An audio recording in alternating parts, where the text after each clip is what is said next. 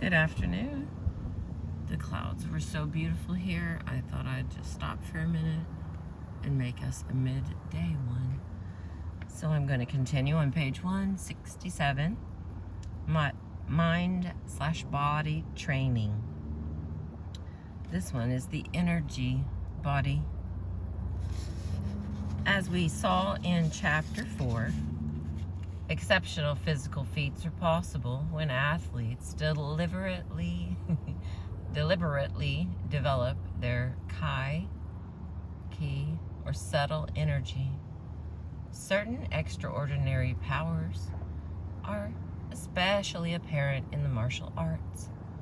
The power to split bricks, the ability to sense an opponent approaching from behind, the power to calm dangerous men or animals.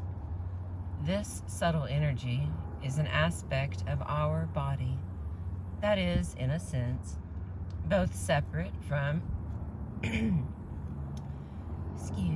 both separate from and intimately connected with our physical frame.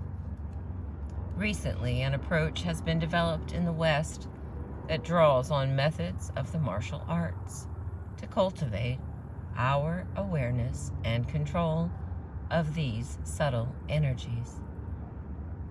Some of this work has been pioneered by Robert Nadeau and George Leonard, black belt experts in Aikido. The main ingredient in their teaching is permission. Once their students find that it's all right to sense forms of energy not generally recognized in the West, they discover openings into a fresh new world of perception and being. Leonard describes this concept of the energy body in The Ultimate Athlete. Energy body workshops begin with the assumption that a field of energy exists in and around each human body. ... It seems like if there's 4, it's more important than if there's 3.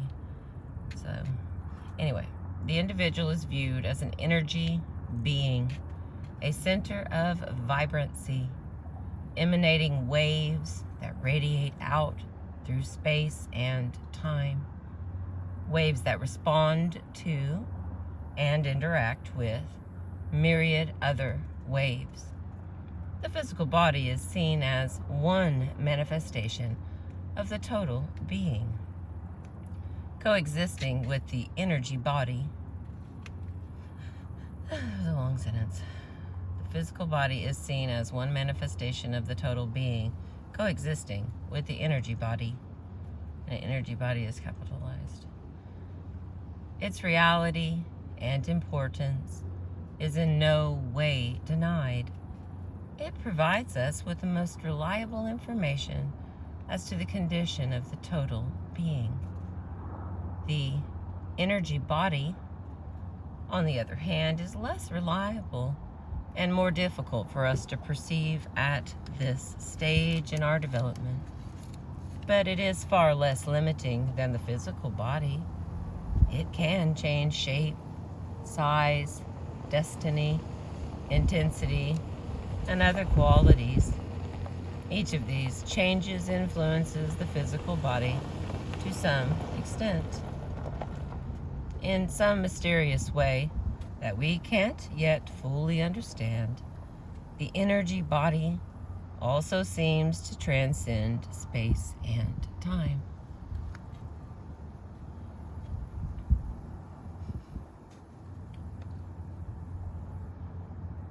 I didn't finish the sentence before I had to check the film, so I'm going to go backwards again. Each of these changes influences the physical body to some extent, in some mysterious way that we can't yet fully understand. The energy body also seems to transcend space and time, connecting each human consciousness to all of existence. We're going to change subject somebody. Just a smidgen, there we go. See my bird friends. Some 20,000 people have attended programs based on these premises that Leonard has conducted at universities and personal growth centers during the past 4 years.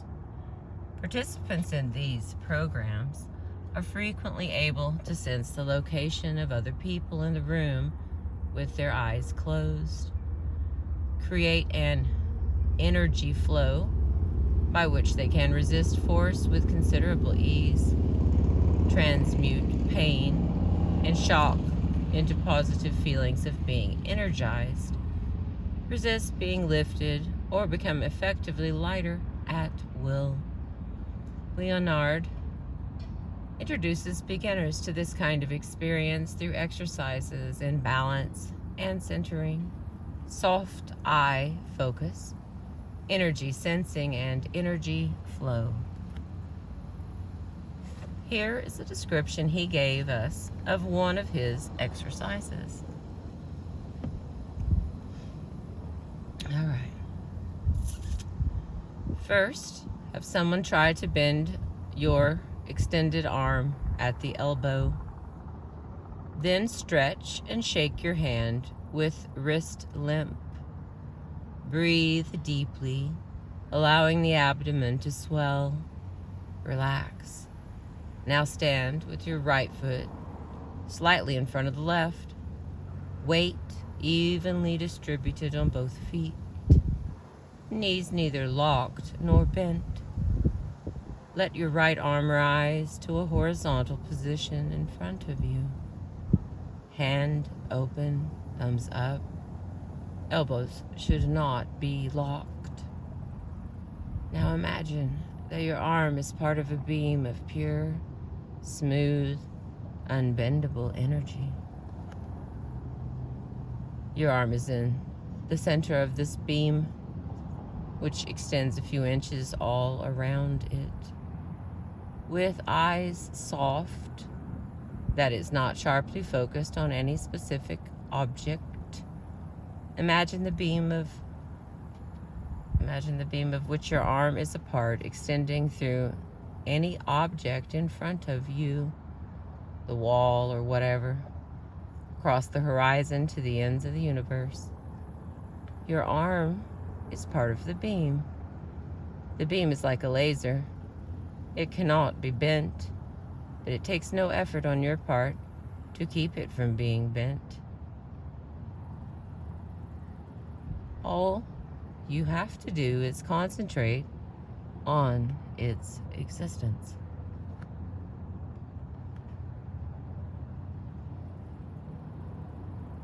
Now have the same person try to bend your arm at the elbow, using the same amount of force as he used before.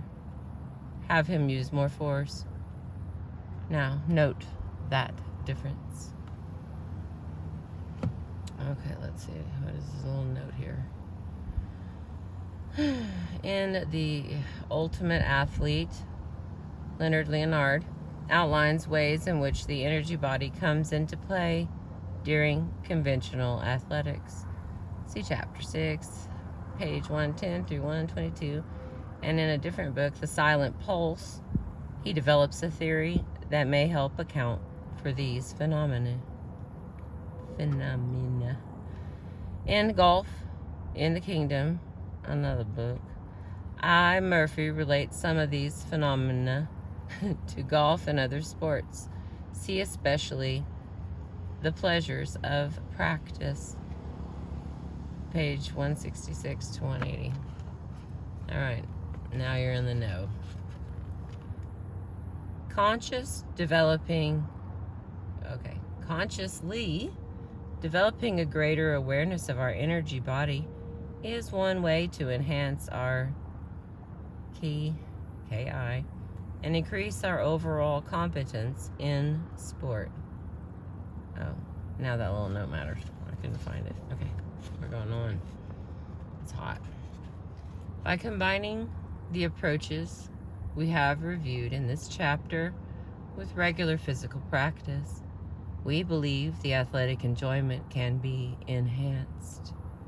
This kind of training needn't be limited to championship athletics. It can easily be applied to your own individual program. But just as conventional sports training must fit the physique and temperament of the athlete, so these approaches must be adapted to your readiness and ability. You will have to experiment and try different combinations of them. You may want to find teachers to help you with particular aspects of one approach or another. If you want to read more about any of these training dimensions, we have included books and articles about them in the bibliography. Bibliography. Damn, I haven't used that word in a long time. Just pause for a minute. Appreciate high school. Okay, to show you how these elements might fit into individual training, we have outlined a program for jogging and running, one of the most popular individual sports right now, in 1978. This model is only meant to get your imagination going. It can easily be adapted for tennis, golf, or any other athletic activity.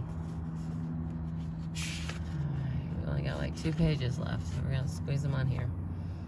A mind/body program for joggers and runners. If I fall asleep during this one, don't say I didn't warn you. It's warm. Begin with 2 20-minute periods of meditation each day.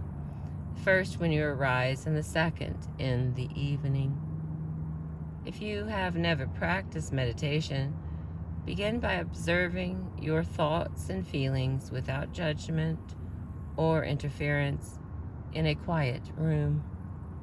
Maybe a friend or a spouse or a child can join you.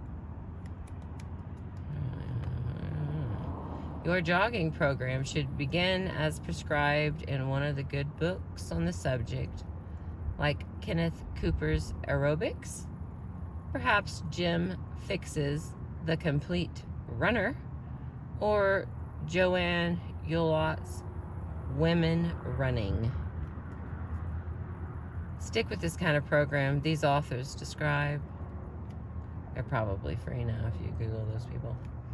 In your jogging sessions, try using helpful images like a stream following in the direction you are moving, or a giant sail unfurled above you, helping to carry you along.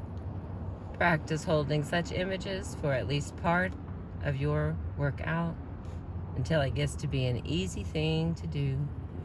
See how it affects your jogging. Does it add freedom or zest? Does it help you cut through fatigue?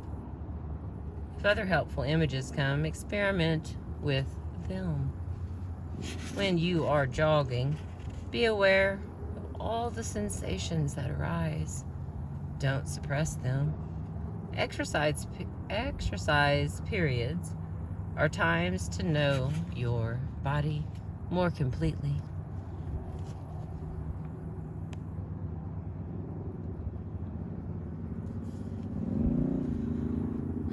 What do your feet feel like? Your calves and thighs? Your breathing? This flood of sensation is something to learn from and enjoy. Before and after each run, do some stretching exercises. Stretch your calves and hamstrings. Flex your ankles. Limber up your shoulders. While you are doing this, stay aware of the sensations in each part. Become your body more fully. If you have any dreams or reveries that seem to relate to this new regimen, pay attention to them. See if you can learn what they are trying to tell you. See what messages they might be trying to deliver. Because you are engaging new parts of yourself. The unconscious recesses of your organism will start making new connections. Learn what those connections might be. Such a program would only take 40 minutes a day plus the time you spend jogging and stretching. Give this program a couple of months to have its effect. After you have been jogging for several months, you will be able to increase your speed and distance. Again, there are books that tell you how, like this Mike Spino book called Running Home.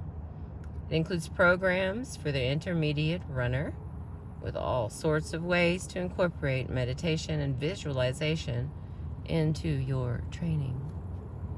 In general, simply let your abilities stretch out in all the exercises you've been practicing without forcing them. By now, you will have heard about different kinds of workouts from friends and fellow joggers. You may have joined a running group or a group in a couple of races. Meditate with companions and share your experiences with them. Experiment with longer periods of meditation and mental practice once a week or so. Try sitting for an hour and see what it's like. Wow. That surprisingly sounds really difficult. I mean, like, sitting still. I have a brother, I used to call him. And I'd be like, hey, what are you doing? He'd say, I'm sitting still. And we would laugh because that in and of itself is an activity. If you're kind of a, busy person. And I would know what he meant, and I started taking it for myself sometimes. And I'm like, what am I doing? You know what I'm doing? I'm sitting still. I'm not doing anything. Just freaking sitting still. So, thank you, Shannon. That's one of my brother Shannonisms. What are you doing, brother? Sitting still. Makes me laugh.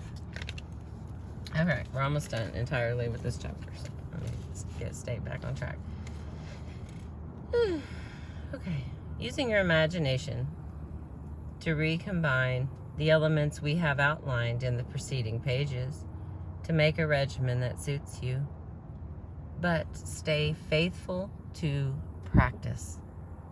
There is a momentum in running and meditation that grows with dedication. When you are jogging 20 miles a week or more, you have spent at least 6 months in this kind of program. You will be able to try some bolder experiments. Try going 2 miles further than you have ever run before. Meditate for 2 hours without stopping. Then go on a running vacation or retreat in which running, stretching, meditation, and sensory awareness are your only focus. Oh, that is not a crystal thing right there. Talk about serious overwhelm. All right, the very last little teensy bit on page 171 of chapter 6. Now remember, I found a surprise. Woohoo, we have a 7. So set a long-range running goal.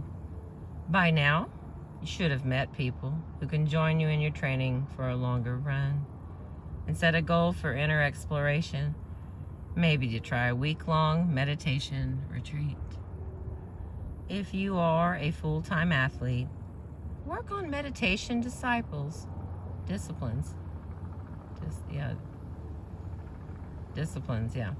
While you are building an all-around physical regimen.